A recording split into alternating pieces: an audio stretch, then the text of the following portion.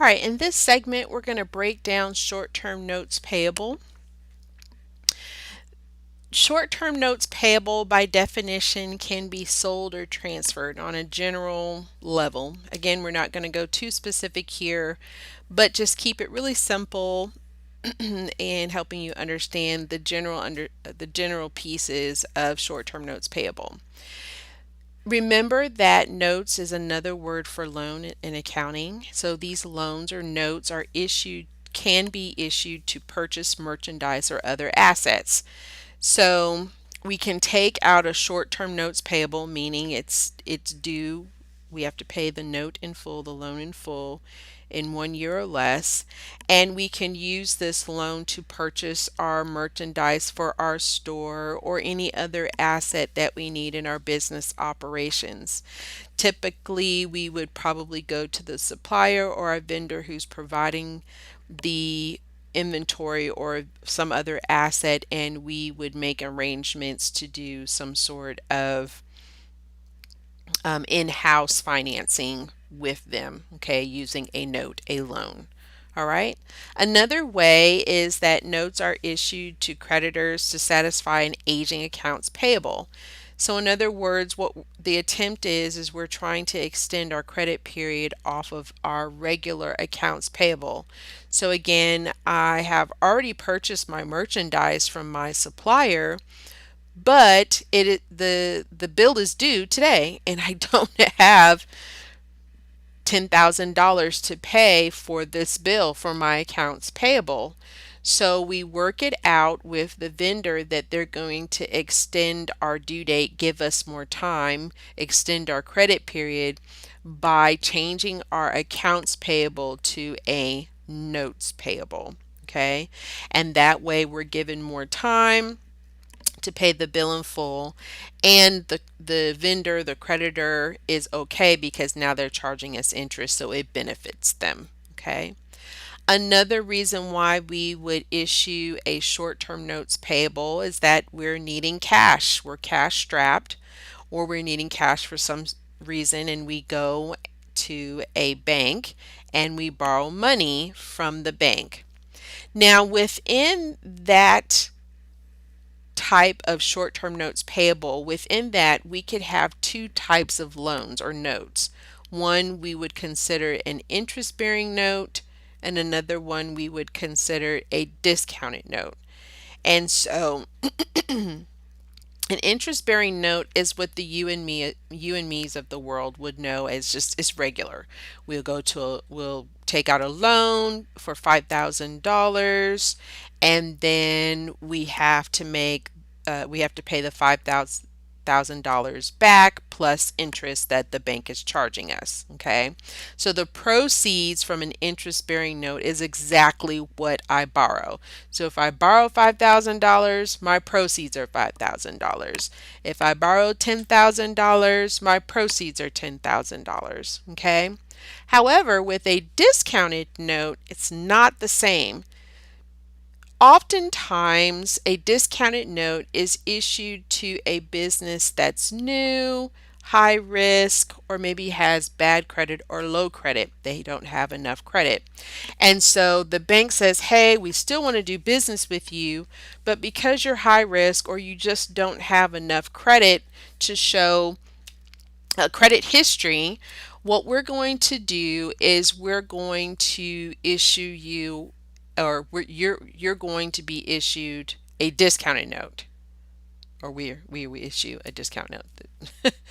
So what that means is that the proceeds from that note, a discounted note, will be less the interest. So here the interest is required to be paid up front, where with an interest-bearing note, it's required to be paid by the maturity date of the note when it's due. So in other words, if I go to a bank and I get a discounted note, um, I issue a discounted note to the bank for $5,000, my proceeds will not be $5,000. It will be $5,000 less the total amount of interest I would have paid when the note matures or when I have to pay off the note.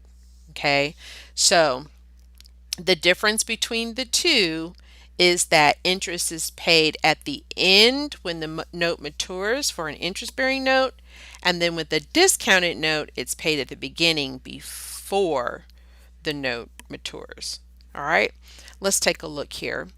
So let's say I'm a company and I borrow cash from Texas Bank by issuing a 30-day note with a face amount of $70,000. Okay, so I need to determine the proceeds of the note, assuming the note carries an interest rate of 6%. So how do I determine that?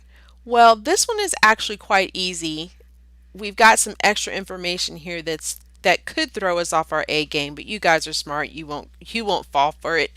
So, although it does mention the interest rate of 6%, the important piece that they're asking is what's the proceeds?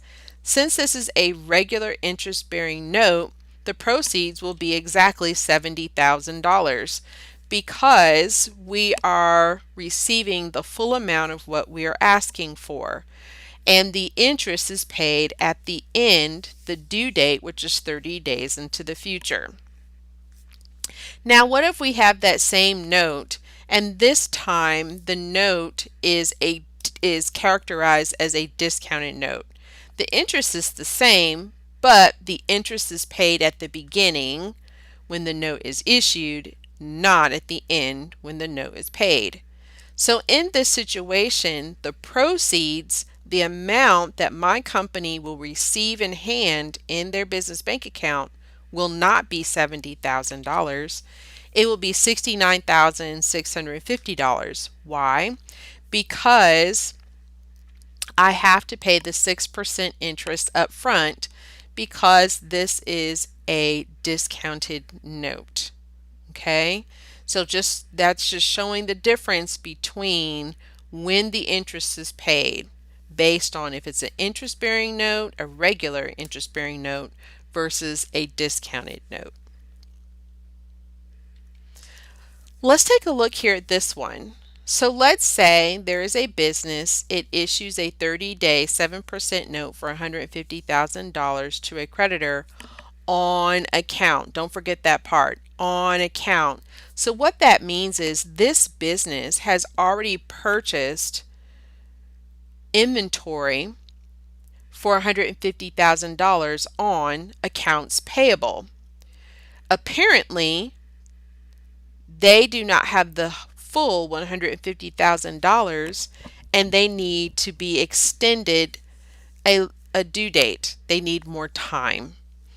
And so they're asking for an additional 30 days to which they will be charged 7% for those 30 days. So when the note is issued, notice that accounts payable is decreasing because it's closing due to it being converted to a notes payable, which is increasing $150,000. Don't forget that accounts payable and notes payable are both liability accounts, and liability accounts will increase with a credit on a right-hand side, whereas a liability account will decrease on the left-hand side, which we call a debit. So accounts payable is decreasing because it's closing and the value of that is transferring over to a notes payable. When the note matures 30 days later, notice the next journal entry. We can see that notes payable is decreasing because we have made the payment to the creditor for $150,000. Notice that we have incurred a cost of interest expense of $875 because that is 7% interest for 30 days on $150,000.